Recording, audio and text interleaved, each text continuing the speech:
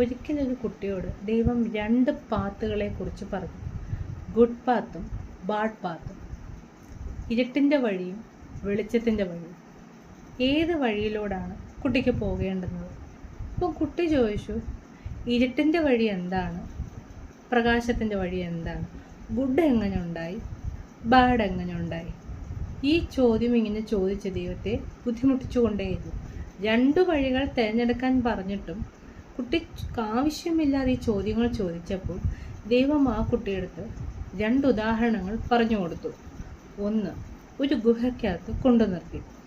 ചുറ്റും ഇരുട്ടാണ്, ദൈവത്തെയും കാണുന്നില്ല, കുട്ടിയെയും കാണുന്നില്ല, ഒന്നിനെയും കാണുന്നില്ല. ദൈവം ചെറിയൊരു പ്രകാശം അവിടെ കത്തിച്ചു വെച്ചു. ഒരു ചെറിയൊരു മെഴുകുതിരി വെട്ടം, അവിടെ പ്രകാശം വന്നു, ഇരുട്ട് പോയി. അപ്പോൾ ഇതിനു മുൻപ് ഈ പ്രകാശം വരുന്നതിന് മുമ്പ് എവിടെ പോയി, എവിടുന്ന് വന്നു ഈ ഇരുട്ട്? ഇതായിരുന്നു ഈ കുട്ടിയുടെ ചോദ്യം. ദൈവം അതിന് വീണ്ടും മറ്റൊരു ഉദാഹരണം കൂടെ കൊണ്ടുവന്ന് കാണിച്ചു. ഒരു മാർക്കറ്റിൽ സാധനം വാങ്ങിക്കാനായിട്ട് കുട്ടിയും കൂട്ടിപ്പോയി. തിരിച്ച് വന്നപ്പോൾ മനുഷ്യ വിസർജ്യം, എന്തിൻ്റെയെങ്കിലും ഒരു വിസർജ്യം, മലമോ എന്തുവാ അമിത ദുർഗന്ധമുള്ളത് കുട്ടിയുടെ കാലിൽ പറ്റി.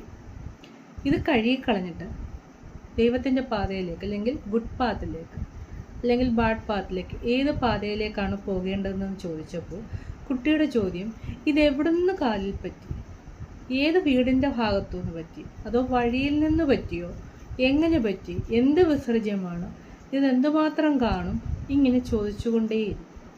ദൈവം ആ കുട്ടി വഴക്ക് പറഞ്ഞില്ല, ദൈവത്തിൻ്റെ മടിയിലിരുത്തിയിട്ട് പറഞ്ഞു, ഇതാണ് പ്രശ്നങ്ങളുടെ തുടക്കം. ഗുഡ് പാത്തും ബാഡ് പാത്തും തിരഞ്ഞെടുക്കാൻ മനുഷ്യൻ സമാധാനമില്ലാതെ രക്ഷയിലേക്ക് ചില ആൾക്കാർ പോകാതെ നിൽക്കുകയും ചിലർ പോവുകയും ചെയ്യുന്നതിൻ്റെ കാരണം, എവിടെ അജ്ഞാനം മാറി ജ്ഞാനത്തിൻ്റെ സൂര്യപ്രകാശം, ജ്ഞാനത്തിൻ്റെ ലൈറ്റ് നമുക്ക് വരുന്നു, അതിലൂടെ നമ്മൾ മുന്നോട്ട് പോവുക. അജ്ഞാനം എവിടുന്ന് വന്നു എന്ന് ചിന്തിക്കാൻ തുടങ്ങുന്നിടത്ത് ആവശ്യമില്ലാത്ത സംശയങ്ങളെക്കാൾ ആവശ്യമുള്ള ക്യൂരിയോസിറ്റി, വളരാനുള്ള ചിന്തകളാണ് നമുക്ക് വേണ്ടുന്നത്. ചിന്തകൾ ഐഡിയാസ് ആക്കുക, ചിന്തകൾ നമ്മളെ പുറകോട്ട് കൊണ്ടുപോകരുത്.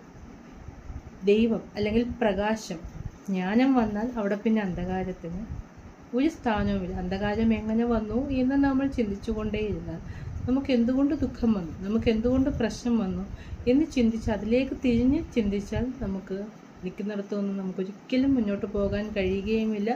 നമ്മൾ പുറകോട്ട് പോവുകയും ചെയ്യും.